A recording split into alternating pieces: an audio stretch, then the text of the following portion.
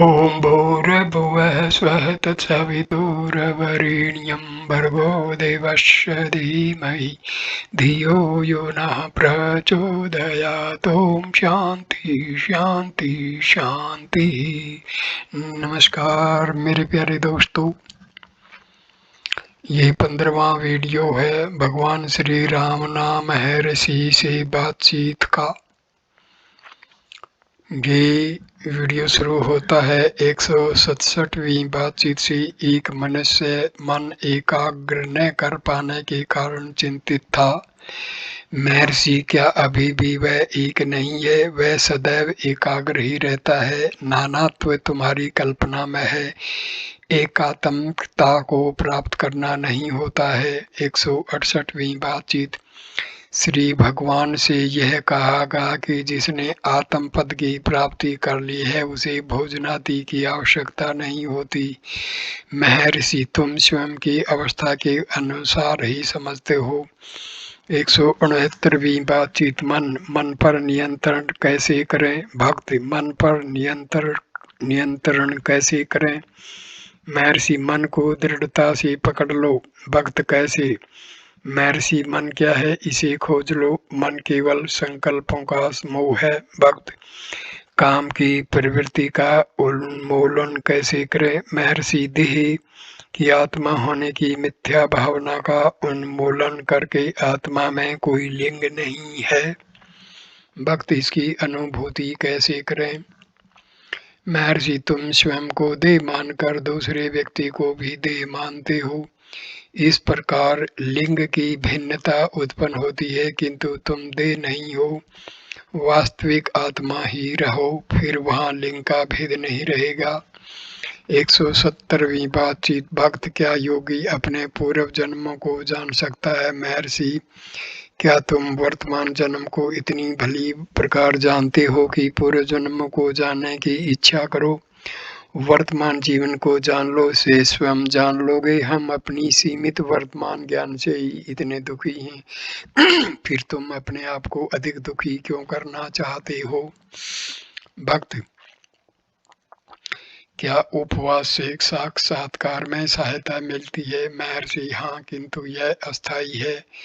मानसिक उपवास वास्तव में उपयोगी होता है। निराहार स्वयं में साध्य नहीं है, साथ ही साथ आध्यात्मिक विकास भी आवश्यक है। पूर्ण उपवास से मन भी दुर्बल हो जाता है, फिर तुम आध्यात्मिक अनुसंधान हेतु पर्याप्त शक्ति प्राप्त नहीं कर सकते।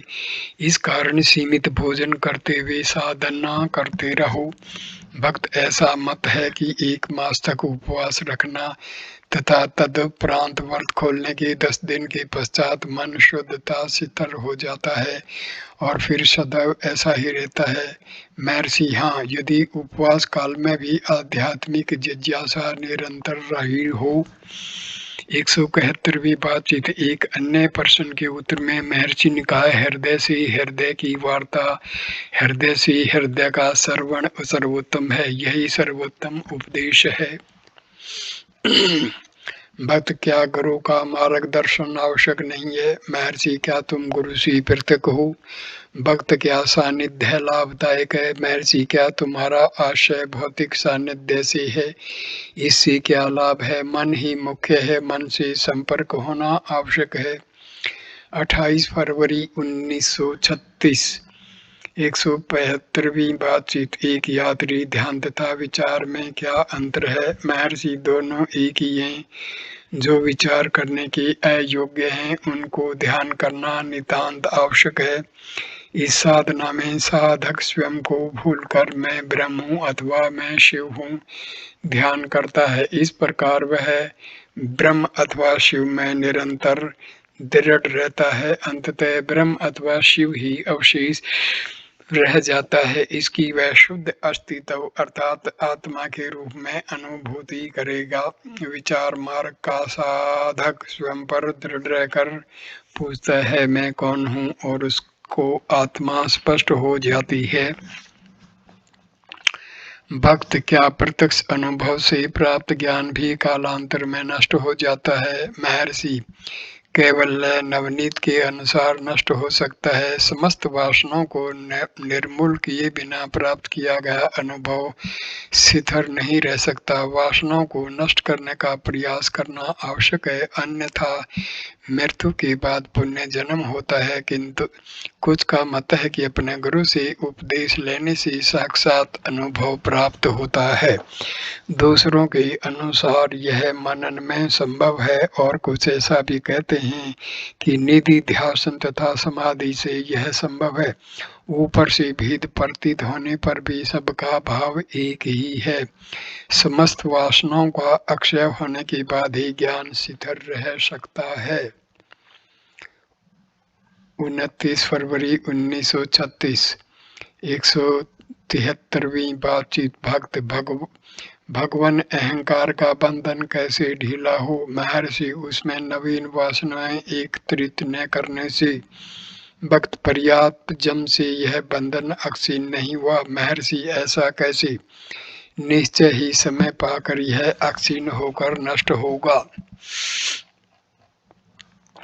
2 मार्च 1936 174वीं बातचीत। एक अमेरिकी भद्र पुरुष डॉक्टर हैंड ने प्रश्न किया, क्या अहंकार के स्रोत को खोजने की 2 पद्धतियां ही हैं? महर्षि, न 2 स्रोत हैं, न 2 पद्धतियां, एक ही स्रोत है तथा एक ही पद्धति है। भक्त, ध्यान तथा आत्मा की खोज में क्या अंतर है?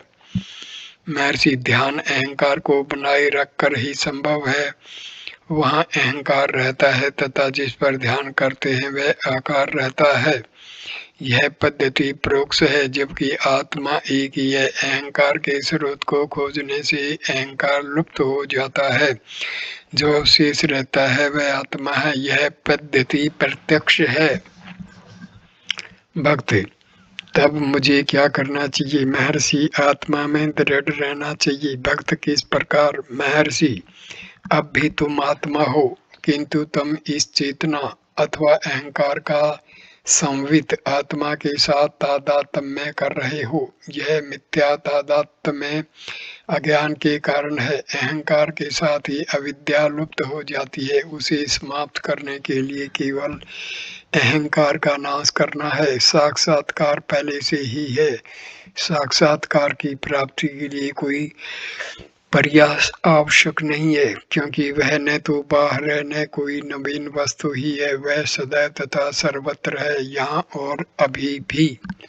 3 मार्च 1936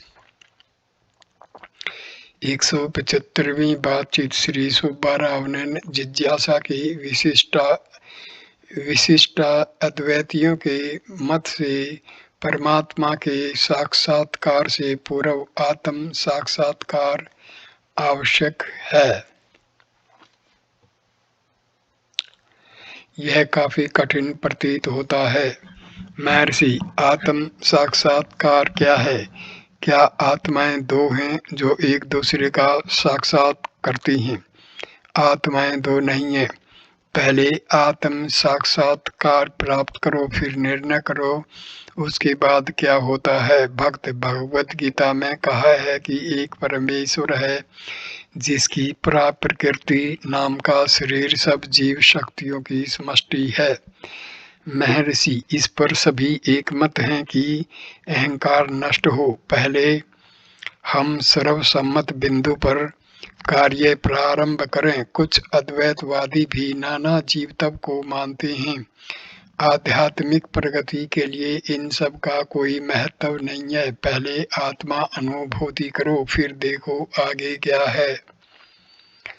7 मार्च 1936 176वीं बातचीत। डॉक्टर हैंड का विचार कल आश्रम से विदा होने का है। हिमालय हरिद्वार की यात्रा, यहाँ वापस बम्बई जाना एवं मिस्र, फिलिस्तीन, यूरोप होते हुए अंत में अपने मूल स्थान अमेरिका को जाना है। वे पर्वत के शिखर तक चढ़ना चाहते हैं। उनकी इच्छा है कि श्री भगवान उनके साथ जाएं। महर्षि अपनी सुविधा अनुसार ऊंचाई तक चढ़ेंगे तथा डॉक्टर हैंड पूरी ऊंचाई चढ़ने के बाद वापस वहां पहुंचे जहां महर्षि उनकी प्रतीक्षा करेंगे, जिससे कि वे उस निश्चित स्थान पर डॉक्टर हैंड से मिल सकें। महर्षि ने मुस्कुराते हुए उनसे पूछा कि क्या उन्होंने डॉक्टर बीसली के अनुभव के बारे में सुना है। डॉक्टर हैंड: वे मेरे मित्र हैं, उन्होंने मुझे सब कुछ बताया है। आश्चर्यजनक। महर्षि: मेरी उम्र आपसे अधिक है, किंतु आप मुझे पिछड़ा हुआ मानकर छोड़ने दें। मैं एक युवक की भांति पर्वत पर चढ़ सकता हूँ। पिछली बार आप शिखर तक कब गए थे? महर्षि: लगभग 11 वर्ष पूर्व। डॉक्टर बीसली ने क्या कहा? भक्त: यह सब दृढ़ विश्वास में है। यदि आप मेरे साथ अकेले होंगे, मैं सब कुछ बचा दूंगा। महर्षि केवल मुस्कुरा दिए। भक्त: महर्षि, क्या आप एक अव्यक्त ऋषि मंडली का समाज जानते हैं? महर्षि: यदि अदृश्य हैं तो उनको कैसे देख सकते हो? भक्त: आत्म संवित में। महर्षि: आत्म संवित में बाहर का कुछ नहीं रहता। भक्त: तब क्या व्यक्तित्व भी नहीं है? मैं अपने व्यक्तित्व को खोने से डरता हूँ। क्या जागृति में मैं मनुष्य हूँ, यह चेतनता नहीं है? महर्षि: व्यक्तित्व को खोने से क्यों डरते हो? स्वप्न रहित निद्रा में तुम्हारी क्या अवस्था होती है? क्या तुम अपने व्यक्तित्व का भान होता है? भक्त: यह संभव है। महर्षि: पर तुम्हारा अनुभव क्या है? यदि वहाँ व्यक्तित्व रहेगा तो क्या गहन निद्रा होगी? भक्त: यह भावार्थ करने पर निर्भर है। महर्षि का क्या मत है? महर्षि तुम्हारे अनुभव का वर्णन नहीं कर सकता। महर्षि अपने विचार बलपूर्वक तुम्हारे अंदर प्रवेश नहीं कराएगा। भक्त: मुझे मालूम है, इसी कारण मैं उनको तथा उनके उपदेशों को इतना अधिक चाहता हूँ। महर्षि: क्या तुम वास्तव में अपने लिए शैया तैयार नहीं करते? और क्या तुम गहन निद्रा में अपने व्यक्तित्व को खोने को उत्सुक नहीं होते? इससे क्यों डरते हो? भक्त: बुद्धि का निर्वाण क्या है? महर्षि: व्यक्तित्व की समाप्ति। भक्त: उसके न रहने से मुझे भय होता है। क्या निर्वाण में मानवता नहीं है? महर्षि: क्या उस स्थिति में दो आत्माएं हैं? सुषुप्ति के अपने वर्तमान अनुभव पर विचार करो और कहो। भक्त: निर्वाण में भी व्यक्तित्व रखना संभव है, यह मैं विचार करता हूँ। व्यक्तित्व खोने का मुझे भय रहता है। इसके पश्चात प्रश्नकर्ता पर्वत पर चढ़े तथा लगभग 15 मील मध्याह्न 12 बजे प्रारंभ कर रात्रि के 8 बजे तक घूमकर लौटे। थके हुए वापस आकर उन्होंने कृषि, सामाजिक स्थिति, वर्ण व्यवस्था, भारतीयों की आध्यात्मिकता आदि पर अत्यंत विशद व्याख्यान दिया। 10 मार्च 1936 177वीं बातचीत। भक्त: महत्व क्या है? महर्षि: संवित अर्थात आत्मा से पर अक्षिप्त प्रकाश ही महत्व है। जिस प्रकार अंकुरण से पूर्व बीज फूलकर बड़ा हो जाता है तथा उसके बाद अंकुरित हो वृद्धि को पाता है, उसी प्रकार संवित अथवा आत्मा प्रकाश प्रक्षेपण कर अहंकार के रूप में व्यक्त होता है तथा विस्तार पाकर देह तथा ब्रह्मांड बन जाता है। चित्त से पैदा महत्व से अहंकार और अहंकार से मन दो भागों में बढ़ जाता है, अहम और इदम। मेजर चैडविक: क्या यह समष्टि बुद्धि है? महर्षि: हाँ, अहंकार तथा सृष्टि की उत्पत्ति से पूर्व यह ऐसा ही है, सर्व इसी में व्याप्त हैं। जिस प्रकार सिनेमा के पर्दे पर प्रक्षिप्त सभी चित्र एक बिंदु से प्रक्षिप्त प्रकाश से दिखते हैं तथा उसी प्रकार देह तथा अन्य पदार्थ महत्व में दिखते हैं, इस प्रकार यह समष्टि बुद्धि ही है। देह तथा अन्य समस्त वस्तुएं व्यष्टि जीवों में मस्तिष्क में विद्यमान हैं। प्रकाश मस्तिष्क पर प्रक्षिप्त होता है। मस्तिष्क में जो संस्कार हैं वे देह तथा जगत के रूप में व्यक्त होते हैं। क्योंकि अहंकार सीमित से तादात्म्य में कर लेता है, देह को पृथक एवं पदार्थ को पृथक माना जाता है। एक बंद कमरे में सैया पर लेटे बंद नेत्रों से तुम स्वप्न में लंदन देखते हो, वहां की भीड़ देखते हो तथा अपने को उसके बीच देखते हो। स्वप्न में एक विशिष्ट देह को स्वयं मान लेते हो। लंदन तथा ये सब तुम्हारे कमरे तथा तुम्हारे मस्तिष्क में नहीं समा सकते, किंतु यह सब विस्तृत स्थान तथा यह सारा समय तुम्हें अनुभव होता है, ये निश्चित ही मस्तिष्क द्वारा प्रक्षिप्त हुए होंगे। यद्यपि जगत इतना विशाल है तथापि मस्तिष्क इतना छोटा, फिर भी क्या यह कम आश्चर्य है कि इतनी विशाल सृष्टि मस्तिष्क के जैसे छोटे से दायरे में समा जाए। यद्यपि सिनेमा का पर्दा सीमित है तथापि चित्रपट के समस्त दृश्य इस पर आकर दिखते हैं। तुम यह आश्चर्य नहीं करते कि घटनाओं का इतना बड़ा विस्तार इतने छोटे पर्दे पर कैसे व्यक्त हो सकता है। मस्तिष्क तथा दृश्यों के साथ भी ऐसा ही है। भक्त, क्या महत्व साक्षात्कार जैसा नहीं है? महर्षि, महत्व अहंकार के पहले है, इसे ईश्वर कह सकते हैं एवं अहंकार जीव है। ईश्वर को पर ब्रह्म भी कह सकते हैं, इसमें कोई भेद नहीं है। परा ईश्वर, जीव जगत, संवित ब्रह्म ईश्वरत्व को भी व्याप्त करके है। 178वीं बातचीत। विचार संग्रह में जिस ज्योति का वर्णन किया गया है वह क्या है? इसे आत्म ज्योति कहा गया है तथा इसके पीछे जो सत्य है उसे अनुभव करने का निर्देश किया गया है। महर्षि, वेदों ने उक्त ज्योति का वर्णन किया है। तस्या शिखाया मध्य परमात्मा व्यवस्थित है। उस ज्योति को अहंकार चेतन समझना चाहिए। 11 मार्च 1936, 169वीं बातचीत। श्री फ्राइडमैन ने स्वामी रामदास से कोई प्रश्न किया था, जिसके उत्तर में उन्होंने कहा कि उनके और अधिक जन्म नहीं होंगे। इंजीनियर ने कहा था कि पुनर्जन्म की चिंता नहीं करनी चाहिए, वही राम होगा, वही रामदास होगा, वही राम की खोज होगी तथा वही साक्षात्कार का आनंद होगा। फिर इस रामलीला की पुनरावृत्ति में क्या आपत्ति हो सकती है? रामदास ने स्वीकार किया था कि इसमें आपत्ति नहीं हो सकती तथा वह आनंद एवं खेली होगा।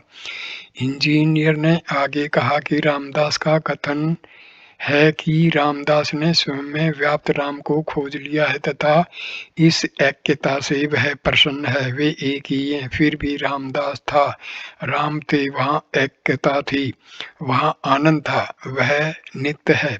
यह कहकर उन्होंने पूछा कि श्री भगवान की इस पर क्या सम्मति है? महर्षि, यह सब उसी प्रकार सत्य है जिस प्रकार वर्तमान घटनाएं।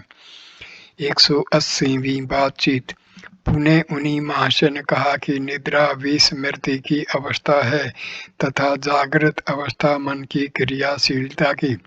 निद्रा में मन घनीभूत दिशा में था। महर्षि, क्या तुम सुषुप्ति में नहीं थे? भगत, हाँ मैं था, किंतु विस्मृति की अवस्था में। विस्मृति तथा मन का साक्षी होना आवश्यक है, जो कहता है कि मैं दोनों अवस्थाओं में अनुस्यूत हूँ। महर्षि, वह साक्षी कौन है? तुम साक्षी कह रहे हो। साक्षी के लिए दृष्टा तथा दृश्य होना आवश्यक है। ये मन की सृष्टि है। साक्षी का विचार मन में है। यदि विस्मृति का साक्षी था तो क्या वह कहता था कि मैं विस्मृति का साक्षी हूँ? अभी तुमने अपने मन से कहा था कि वहाँ साक्षी अवश्य ही होगा। कौन साक्षी था? तुम्हारा अनिवार्य उत्तर होगा मैं। फिर वह मैं कौन है?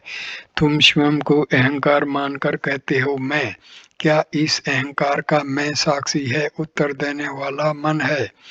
वह स्वयं का साक्षी नहीं हो सकता। सब आरोपित सीमाओं में बद्ध हो तुम सोचते हो कि कोई मन तथा विस्मृति का साक्षी है। तुम यह भी कहते हो कि मैं साक्षी हूँ। विस्मृति के साक्षी को यह कहना आवश्यक है मैं विस्मृति का साक्षी हूँ। वर्तमान मन स्वयं यह अनधिकार चेष्टा नहीं कर सकता। इस प्रकार पूरी स्थिति अमान्य है, महत निस्सीम है। सीमित बनकर वह केवल अनधिकार चेष्टा करता है।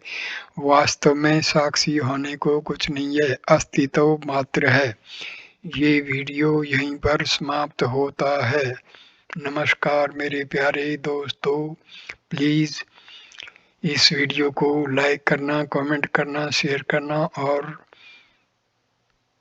चैनल को सब्सक्राइब करना। अगला वीडियो 16वां वीडियो 181वीं बातचीत से शुरू होगा। नमस्कार।